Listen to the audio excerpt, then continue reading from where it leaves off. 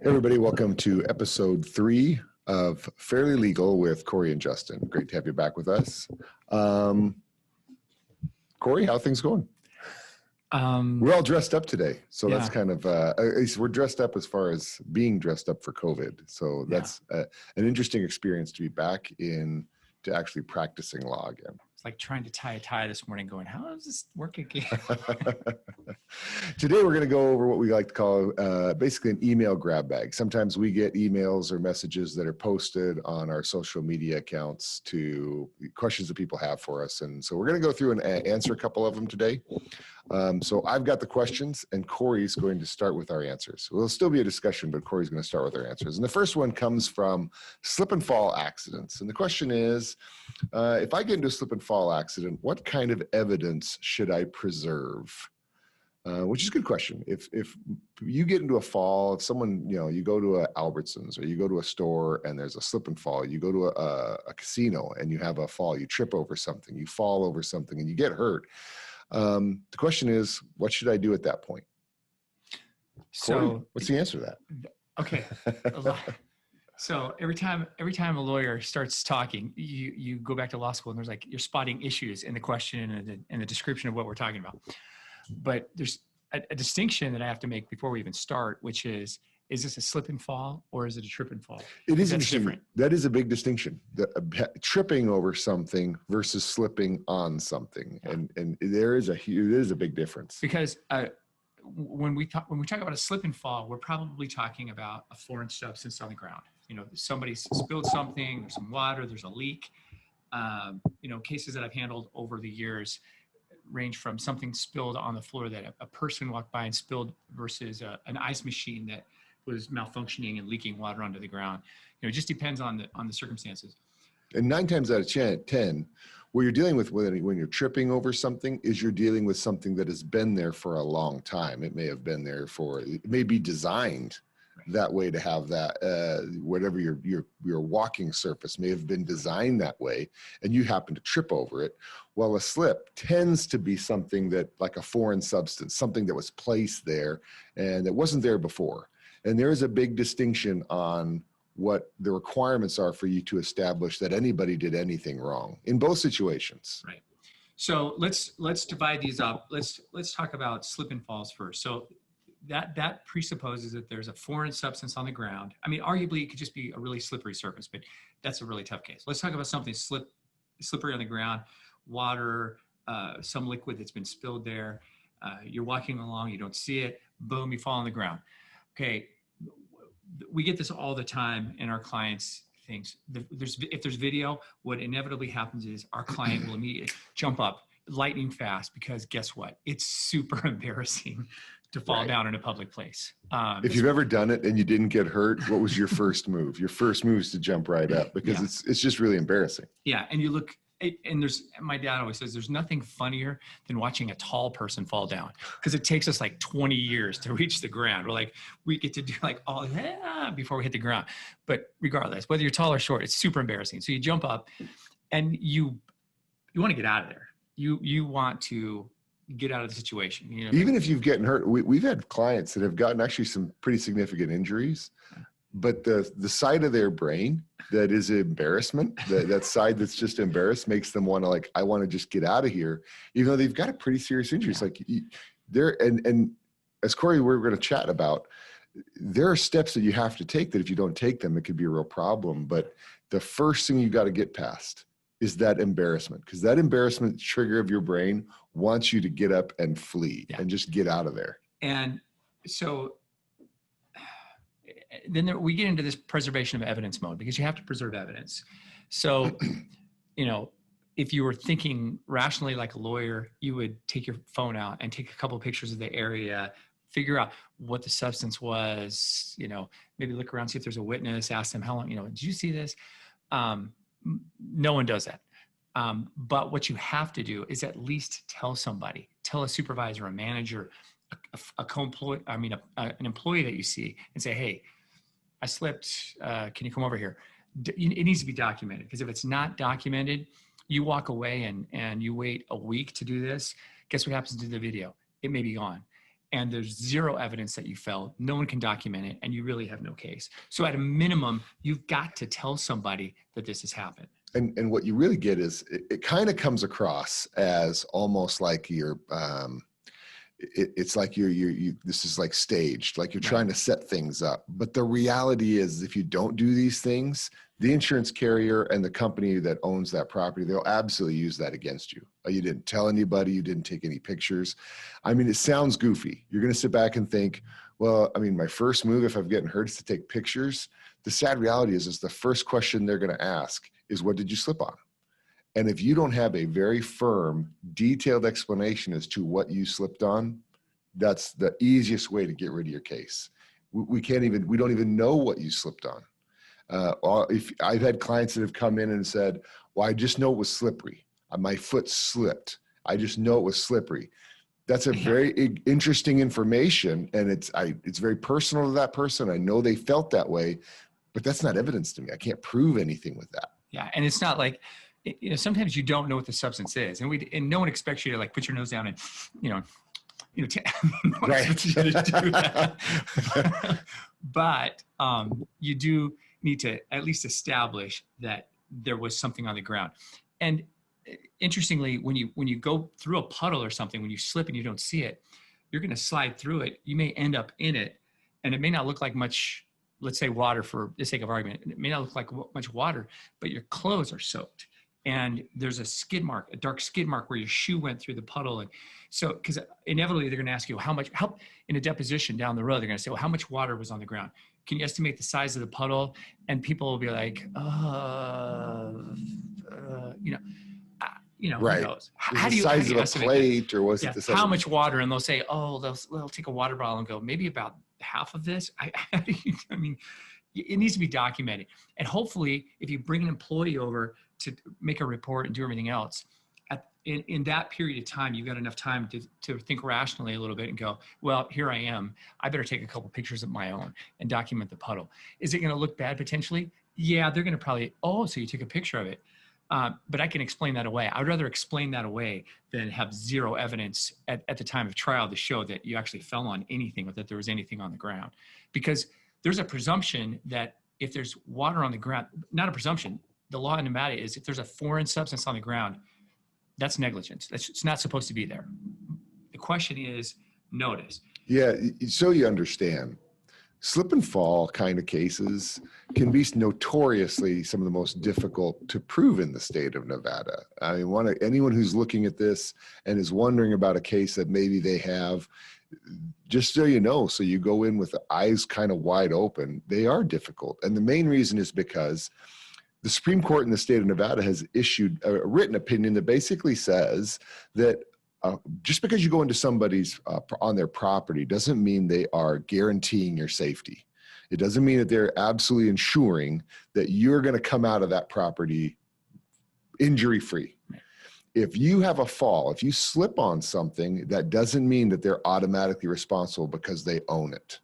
They have to know that that dangerous condition is what we call it.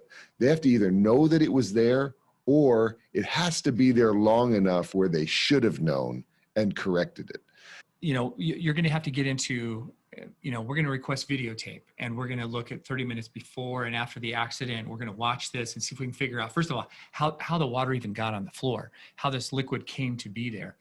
And constructive notice indicates that you knew or should have known, which means you should be inspecting the area. If you have a grocery store, people drop stuff, people spill stuff. In Las Vegas in the summertime, everyone's carrying a water bottle around. You know that. You don't stop somebody coming into the store and say, please, no food or drink. Everyone's got a water bottle. So chances are it's a patron who spilled their own water bottle, or they put something in their cart and it started leaking and they've been dripping around the store.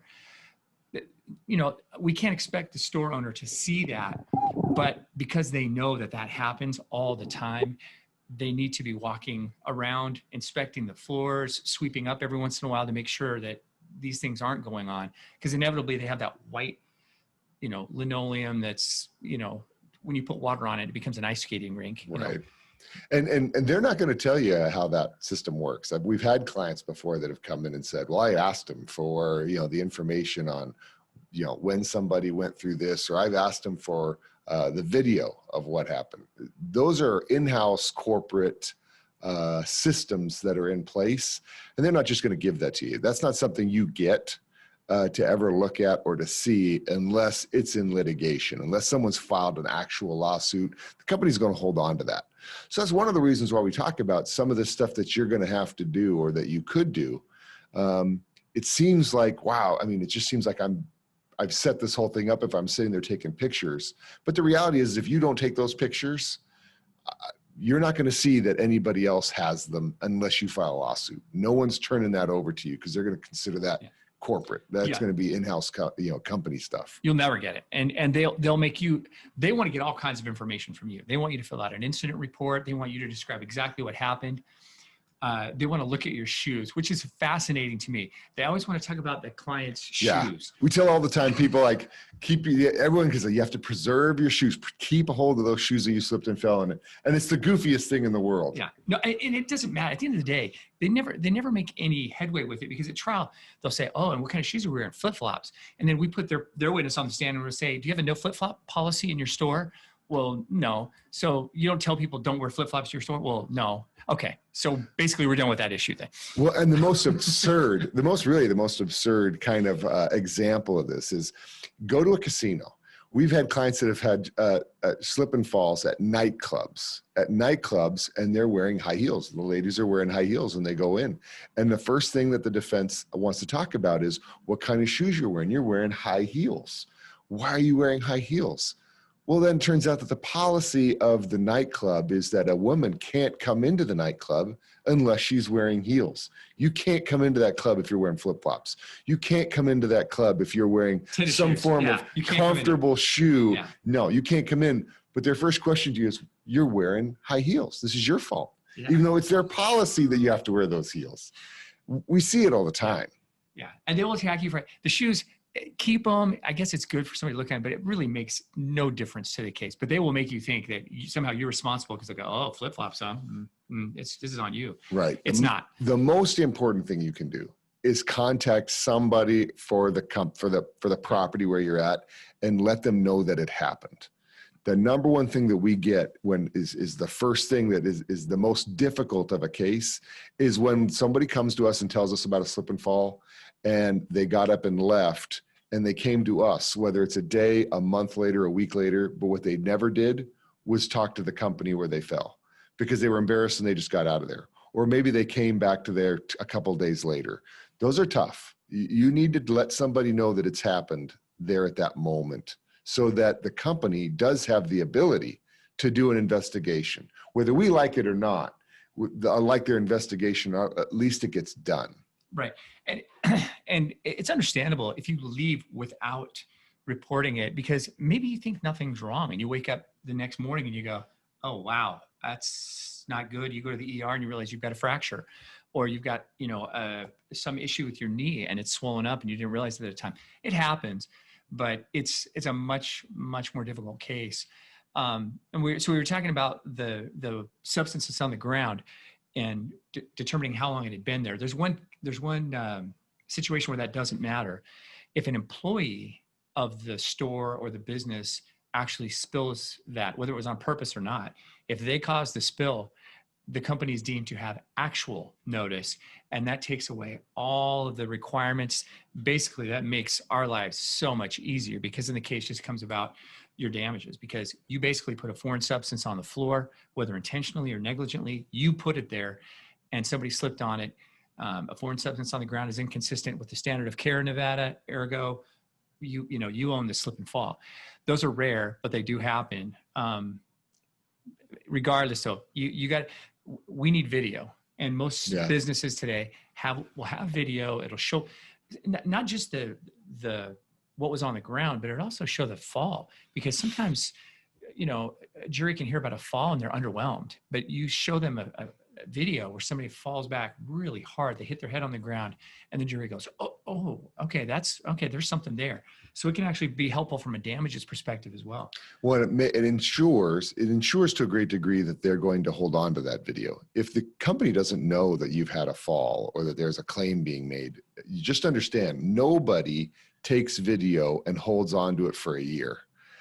They're recycling CDs, they're recycling DVDs, they're recycling. I mean, for years, there's still some companies, I'm gonna be honest with you, I think they still recycle tapes. I mean, it's some of these systems do not get updated. They're out there for years. And it cracks me up, that show. Remember that show on TV called Vegas? Vegas, like it was like Las Vegas. Yeah, something like that. Anyway, they go back in the security department. James Caan was in it, and what's the other guy's? Anyway, I can't remember. But they go back in the security department, and they would have facial recognition software and all this state-of-the-art equipment. And I actually, back in that time frame, I represented a lot of hotels. I was doing defense work, and I would go back in the security rooms, and it was literally a grainy VHS tape that they're showing me. And I'm going, yeah, I think there's something there, but jurors have this idea that the casinos are so sophisticated. And you know what? Over the gaming tables, that can be true. They are fairly sophisticated because of gaming control board about what they need to do and how they can show what's happening. It's where the money is. Yeah. When they're worried about money. Yeah. They're going to be all over it. If it's just a public area of the hotel, around a restaurant or a walkway, they're not going to, you're lucky if you find anything. I mean, we both represented hotel casinos years ago. We've done that work as far as we did that work over a decade ago. Yeah. And now, since we've begun on this side of the table and actually started suing those companies, nothing's changed. Nothing's changed. I mean, those systems that are in place were expensive when they first installed them. And then their position is, hey, they work. So we're not spending a bunch of money to upgrade this. And so, like Cory said, those TV shows that show like they've got millions of dollars worth of video equipment in there, that's money on the books that they are never going to spend. No way. No way. Not when it comes to like an entrance to a hotel.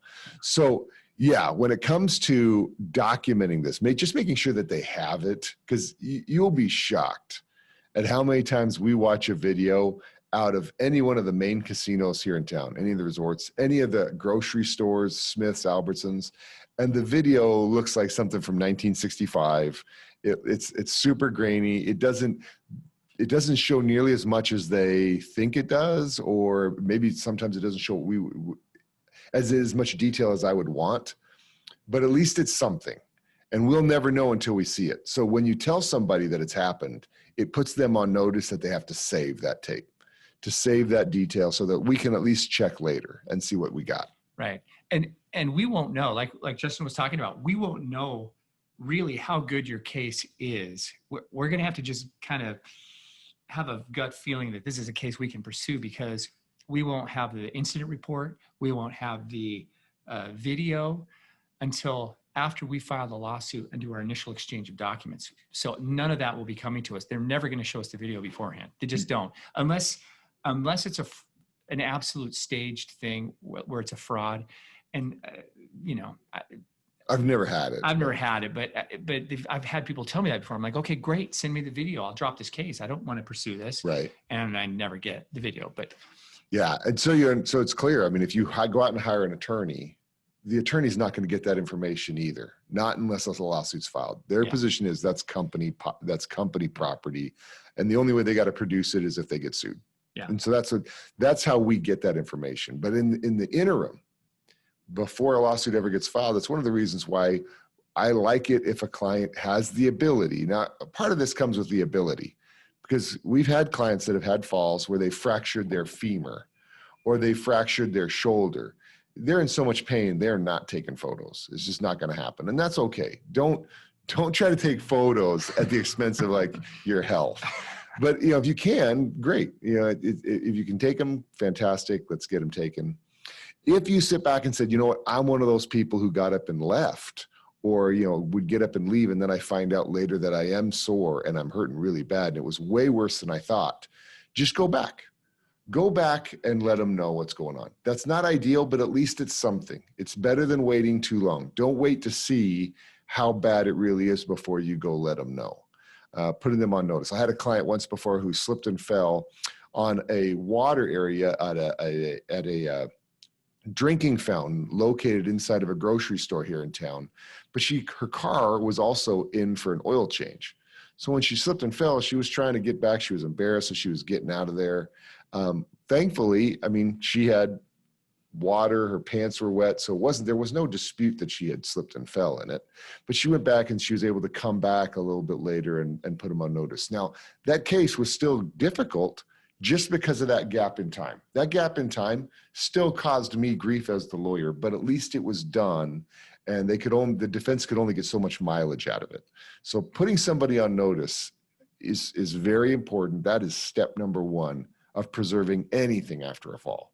Yeah, because we have to, if you put them on notice, even if you don't retain a lawyer, but you put the company on notice, they're on notice. They know that there's a potential claim. They need to preserve the video. If they do an incident report, especially like grocery stores, national chains, they'll have a list of like procedures to follow after a slip and fall. So, it says, take a picture of the area, preserve the video, get an incident report. They do all these things. They always say, take a picture of the person's shoes, which I don't know, but again, that'll be, it's on their sheet. I'm telling you, it's on their sheet every time. It is. You will absolutely have someone take a picture of your shoes. So because they have a procedure in place, if that video disappears or the incident report disappears, then all of a sudden the company looks bad. It looks like they're hiding something. There's laws and case law about preservation of evidence, and that can put your case in a posture that we might be able to resolve it just because the lack of evidence that they should have kept that they didn't. So that can work to your advantage too.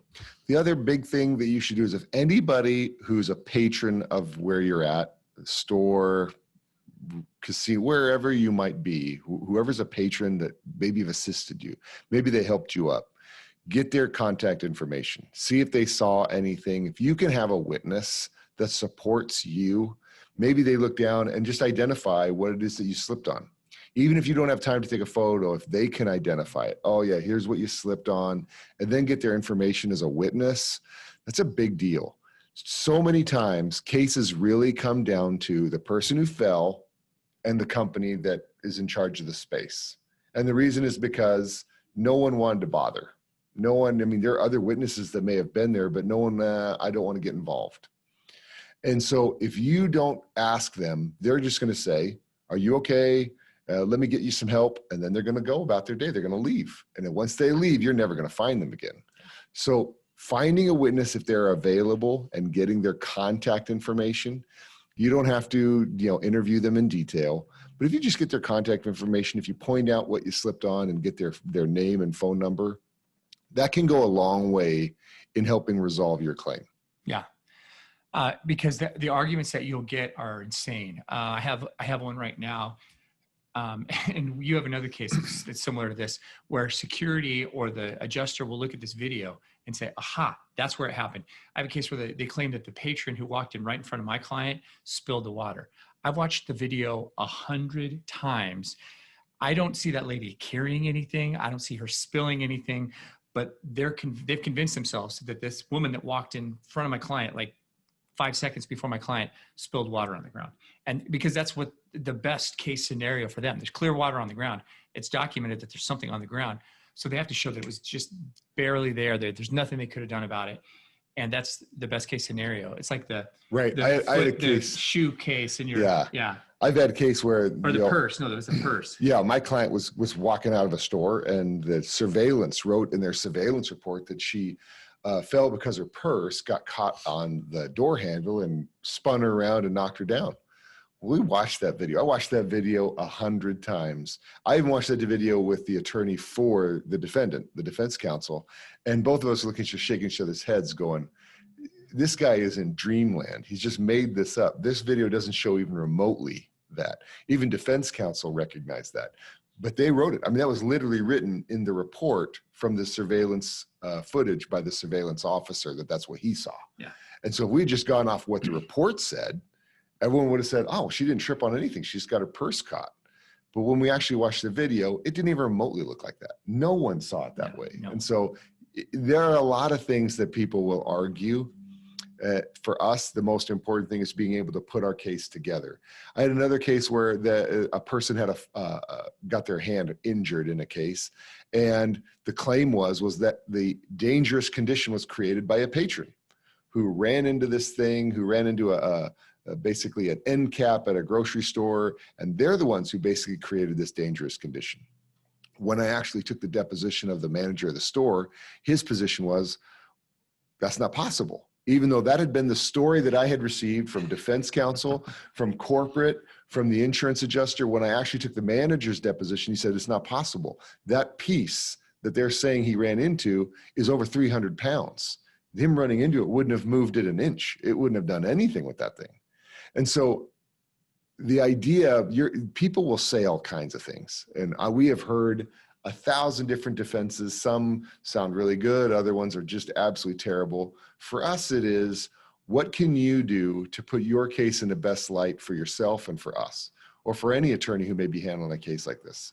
Because you're going to get a lot of roadblocks in your way. They're going to mount a defense. No matter how much you think this was so outrageous of them that caused you to fall, they're going to mount a defense. The best thing you could do is, how do you protect yourself from whatever that defense is going to be? You know, and Justin, you said earlier that, you know, it's not automatic. Just because you fall on somebody's property doesn't mean they're liable. That's not enough. The burden of proof is actually fairly high, and it's pretty difficult. So they can be tough cases. So let me tell you a little bit of the reality of how a lawyer looks at a case, a slip and fall case. If you have just some bumps and bruises and you go to a few physical therapy visits and you go to an ER visit or an urgent care visit, and that's it, it's going to be tough to get an attorney to take your case, because at the end of the day, these cases are going to be expert driven, and to get an expert to look at the case and evaluate it is extremely expensive. The lawyer's going to have to lay that money out and to get the expert to review it. And if the scale of the case doesn't warrant that, you just have to go, I can't do that. We can't risk this for such a small case.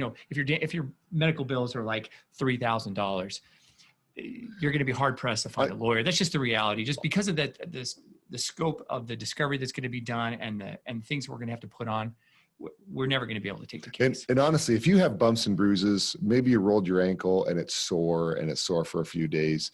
The best advice I can give you is, if you're going to contact them and just see if they'll help you out with your medical bills. I mean, that's it, because that's all that anyone is going to do. If you aren't hurt that bad, you're going to have a really difficult time finding an attorney, in part because when I said before that they're going to mount a defense, they are. Yeah. They will. I have settled a slip and fall case prior to filing a lawsuit maybe twice in 20 years. Yeah. In 20 years of doing this, maybe twice. Every other time I've had to file a lawsuit. And some of those cases factually were pretty outrageous in my opinion. I thought for sure I would settle them.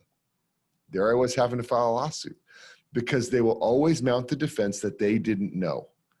That they unless you got them, their employee created the condition, their number one defense is, we didn't know. For all we know, it had been there for 5 minutes before you got there. And so all of a sudden you're in a lawsuit. And you could have, like, I literally broke my hip. I had to have a surgery on my hip. I had to have a surgery on my shoulder. And they're going, yeah, but we didn't know about it.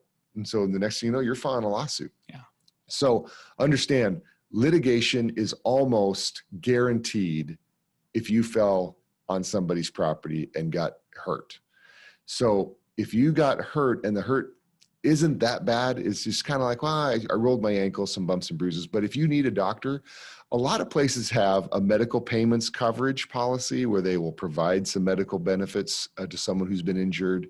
It's not a huge policy, but they'll provide some. Sometimes they will help out with medical bills. You can try to go down that road, but just don't keep your hopes up. Don't feel like, well, if they don't treat me right, if they don't take care of this, I'm going to go talk to a lawyer. Because I'll tell you now, if you're not hurt that bad, the lawyer's going to go, man, that stinks. I feel bad for you, but there's not a whole lot I can do. Yeah, I mean, and it's great to have a partner, because then you can go, my partner would kill me if I took this case. Because I'm either going to maybe break even on the case, or and you're going to only break even. You're going to be, I mean, the person who's been injured you're not going to have the outcome you think you're going to have. Yeah. And then you're going to hate me because I didn't do a good job for you. And I'm never should have taken the case to begin with. Like I took one, and you reminded me of this. I took a case for somebody who's kind of a friend, and I'm worried about it. But luckily, this business had a $10,000 medical payment policy. Yeah. So we were able to get all of her medical bills paid basically, or get her reimbursed through her insurance.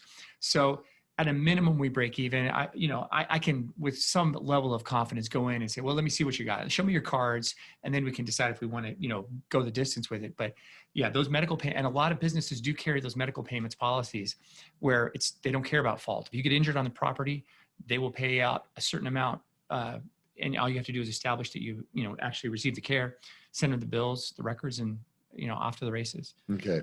So we hope that you take this to heart when it comes to the things that you do. You make sure that you notify somebody that you've been injured.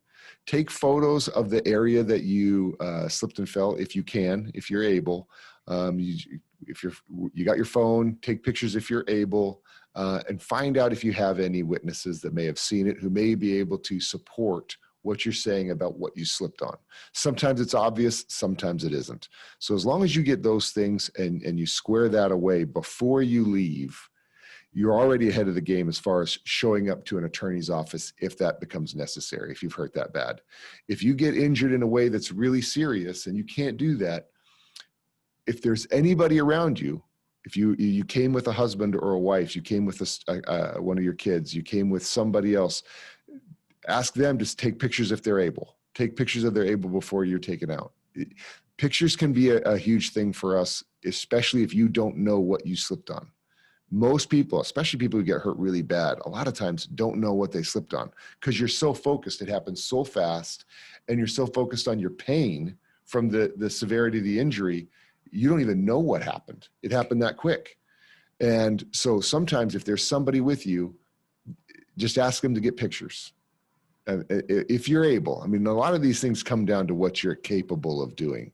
But I've had clients that, when we ask them and they were injured badly, what happened? The person who actually got injured had no answers for me because they got hurt so bad that all they thought about was their pain. It was their significant other, their spouse, their boyfriend, girlfriend, wife, whatever. That person is the one who's now coming and giving me actual details on what happened because they didn't get hurt. They were able to see it. Yeah. And slip and fall, just like any other case, don't delay medical treatment. And especially in a slip and fall case, if you wait more than 1 or 2 days to go to a doctor, you probably don't have a slip and fall case. You're probably not injured bad enough to pursue this through, a legal, through, getting a lawyer and filing a lawsuit or making a claim. You need to have some fairly significant injuries. And if you don't go to a doctor for a couple of days, that makes your case even harder because if you don't document it and you never went to the doctor, how do we prove this even happened? And they will say, you're making this up, and they assume everyone lies. The only add-on to that then becomes trip and falls. So we have the slip and falls. Now, trip and falls tend to be things where you tripped over something that already was there and sometimes was just built that way. Or maybe somebody put something in place and you just trip over the top of it. Now, those kinds of cases does not mean that you can't recover, because then the question becomes, why was it there? I mean, what happened? I've had cases before where somebody they were in a parking lot, and there was a handicap. If you've ever go to a parking stall and you have the handicap post that's coming out, well, they were removing those. And so they cut off part of the handicap sign, the metal handicap sign, but they left a stub that was about that high in the asphalt. So in the asphalt, they have this stub that's about 4 inches tall. I have no idea why they left this stub there, but here's a woman who's coming out of the store and it's nighttime. She has no idea that the stub is still in the parking lot stall area. She trips on it, boom, she goes down. That is by itself, the argument is that was negligent. Leaving the stub, even though it's something that is designed, it's more permanent being there, as opposed to just this dangerous condition that got created later. Here you have this condition that it's there. I mean, it could have been there for years. I have no idea when they cut that thing down. But those are conditions where she tripped, falls, we have a claim. So just because you trip and fall, and maybe you trip and fall on something that you're like, oh man, I feel like maybe I should have seen this, or maybe I didn't, it's something that's been there for a while. Doesn't mean you don't have a claim, just so we understand that. Yeah. And it may not be obvious. I had a great case that I settled for a woman against a casino. She was parked in a handicapped area, and I call it my crosswalk to nowhere case, because she walked out of the casino, walked through the crosswalk as she should have, got to the end of the crosswalk, and it didn't take her anywhere. Her car was, had to walk through the bushes on the other side of a little landscaped island. And that's what they done. And this is someone who's parked in the handicapped parking. She was elderly. And so she either walks back out into traffic, or she maneuvers through this thing, and she trips on some of the bushes there. They're just meant a trail that they've clearly forced other people to walk through here before, because there's a trail through the landscaping, and she fell, not surprisingly, and was seriously injured. On its face, it didn't look like anything. I mean, there was a crosswalk, there's handicap parking. They looked like they'd done everything right. But when you really look at it, you realize, hey, wait a minute, there's more to this here. And that's another thing. Like there are codes. Like if it's a stair, the stair rise and run may be off. There may not be a handrail. So there are other things to look at in a trip and fall that you don't have in a slip and fall. You're more looking at just this condition. And that can be a lot of different factors. They can be easier in some ways and harder in some ways. Yeah. So you're clear. When we talk about that, we're talking about building code requirements. That when you're dealing with trip and falls, the building code tends to come up, because we're starting to look at whether or not whatever this thing we're looking at is up to the requirements, the building code that is required. So those are all things that still come into play. Now, as far as preserving evidence, not much changes. Just because you tripped over something is really what we're dealing with as far as the mechanism of what caused you to fall. But the process of what you're going to do to preserve evidence, that's not really going to change. You still need to notify someone that you fell. Sometimes you're going to be falling outside of their property in a parking lot, because that's what we're going to be dealing with. Still go in and tell them. They may sit back and say, we're not responsible for the parking lot. I totally get it. It doesn't matter. Notify somebody. Make sure you document that to somebody in that area who's a business owner who can document that you had your incident. Secondly, again, we got photographs, witnesses if you're available. Getting all the same stuff really is still just as important. Photographs, though, become even more important in a case like this, because now we got to see what it is that we're talking about. Where is the area? So that we can go back and look at it. Because sometimes you may be going into a space where there is no video footage anymore. Right. And so now we need to be able to see what it is that caused you to trip. And you do need to preserve evidence, but the urgency requirement really isn't always there. For example, they're not going to just tear out a stairway, the day after you're slipping, you trip over the stairs. You're probably going to have a few days to go back and take pictures. You may have years to do that. Unless, of course, you don't tell anybody, as Cory discovered in a case that he had. So you never really know. But hopefully, if you report that, and once you come to us, one of the first things we're going to do in a premises liability case is we send out a preservation of evidence letter. We say, hey, by the way, they're represented. This is what generally had happened. If you make any changes to this, you need to advise us so we have an opportunity to inspect it with an expert before you remove it, alter it, change it.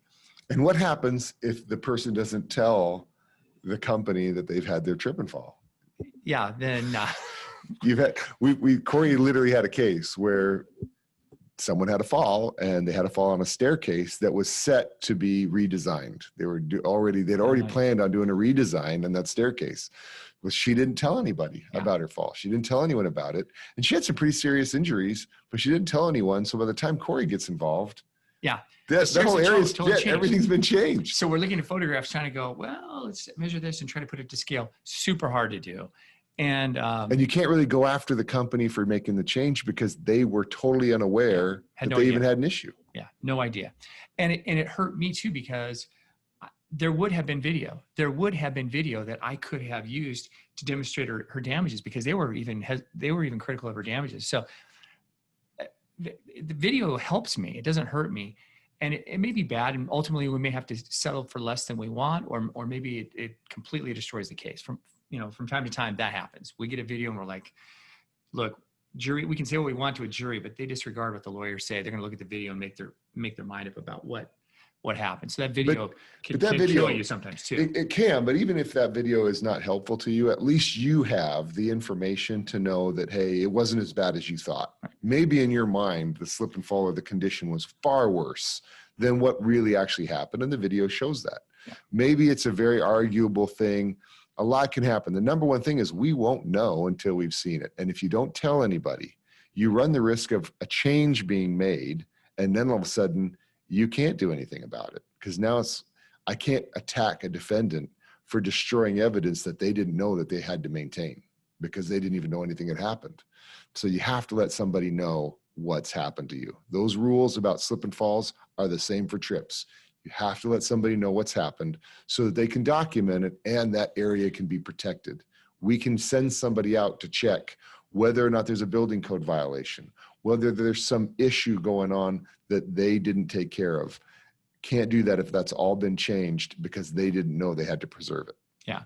And maybe it doesn't violate the code, but maybe it's just a bad idea, just a bad design, a dangerous issue. Or maybe it's something that originally when it was built, it's fine, but now all of a sudden there's a gap between the joints and the cement, and it's, 3/4 of an inch high. Well, that's too high. That's an unsafe condition. Yeah. For example, I've had a case where someone had steps. The steps had been there since the 80s. And what happened was at the bottom step, they resurfaced the parking lot. And when they did that, they raised the parking lot asphalt so that the very bottom step was actually only about this high now on what used to be a normal staircase. Well, they didn't color it. They didn't put yellow on it. It's just this tiny little nub that's about this high on this staircase. So when people are actually going up and on it at night, they have no idea that there's still a step. So I had a client that stubbed their foot right on that little ledge, go down and just did a face plant right in concrete steps. Now, when those stairs were built, they were totally up to code. The problem is there was a change and then no one corrected that bottom step. They just kind of moved on. That became an issue. And so, understand, just because something may have been up to code at one point doesn't mean that changes don't get made that all of a sudden make it dangerous. Yeah. And, there's always the hybrid between where the step versus the water. It can also be like, I've seen the vacuum cord case where the housekeeper has stretched the vacuum cord out right across the hallway, and it's flat, and then all of a sudden she pulls it and she trips you. Those are rare, but the same thing. And those are really hard to document because then she pulls the cord up, walks away, and how do you, the employee's trying to get out of there. Yeah. So that's when you really need video. If you don't find video on that one, you're out of luck. But, and then I can't believe we didn't really talk about this, but, one of the main defenses to this is always, well, why didn't you watch where you're going? I mean, where were your eyes? Were you looking down when this, as you were walking? Well, guess what? Nobody looks down. When you're driving a car, you don't look at the road, 3 feet in front of you going, you're looking way off in the distance to try and, maneuver so you don't hit people, cars, and we do the same thing when we walk, but they will always attack you. Well, where were you looking? Well, where you were looking? You were looking to try and find the cereal that your kid wants, as you're walking through the aisles of a grocery store. You're not looking at your feet. You're looking at all the, the products that they've displayed in such a way to draw your attention to them so that you'll buy that product or buy the thing on the end cap. But they will fault you for not basically having your head down, watching your feet the entire time. Oh yeah, and they'll fault you for just about anything. Yeah, pretty much. So just be mindful of that. That's why I say, and Cory and I kind of put this together as far as questions for what you preserve, because I can anticipate their defense. Cory and I can anticipate whatever the defense is going to be. I can anticipate it, but we have to be able to have certain pieces of information and evidence to be able to overcome the defenses that we anticipate happening. And that's one of the main reasons why we wanted to give this, address this issue in our podcast, is so that you have that information at hand where you can say, okay, this is the steps that I need to take should anything ever happen like that, because those are the ways you're going to overcome it. And sometimes what we're dealing with is a very, very serious injury. I mean, a life-altering or debilitating injury. And if you haven't done these steps, it can be devastating, because then it's very difficult to recover anything on something that can be life-altering. Yeah. And as always, don't decide for yourself if you have a good case or not. Talk to a lawyer.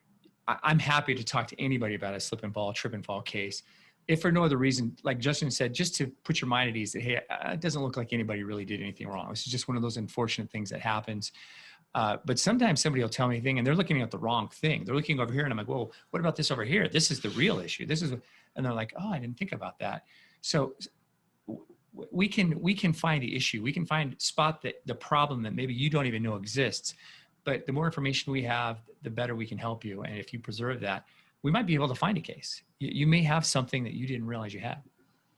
It's true. So we hope this helps. If you have any questions, or if you have a case that you've got questions about, maybe something that's happened to you, always feel free to give us a call. Like Cory and I said, we're always happy to talk to people, go over kind of facts with them and just kind of let them know what our thoughts are and what we think that they can do. So if you're in that situation, just feel free to give us a call. But other than that, we hope that this information helps you going forward. Make sure that you document that should anything ever happen to you or anyone that you know in the future. That's it. Thanks, everybody. Have a good one. Thanks.